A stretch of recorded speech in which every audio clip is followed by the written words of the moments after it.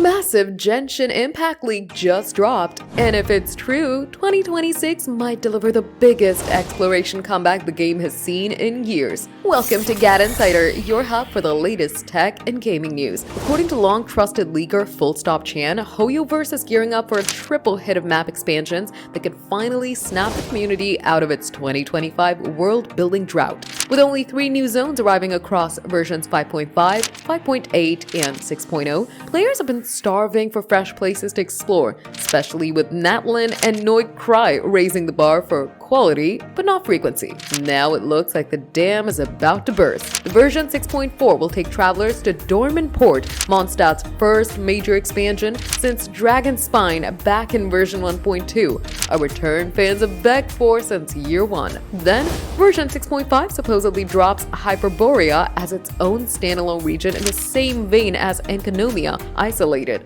which is mysterious and lore-heavy. These follow Pyramida and Lake Amsvarknir in version 6.3, which means early 2026 could hit players with 3 back-to-back new areas, something that hasn't happened in ages. The most shocking part is a late game zone titled as the space of Asmoday tied to the elusive final member of the Four Shades. This could be a climactic endgame for No Cry storyline. Datamine dialogue from Liban even mentions Dornman Port, making the leak feel even more believable. If hoyoverse plays its cards right, 2026 might be the biggest year for Genshin Impact. Are you ready to play? Tell us in the comments, give the video a thumbs up, subscribe to GadInsider, and don't forget to hit the bell icon so you never miss any tech update.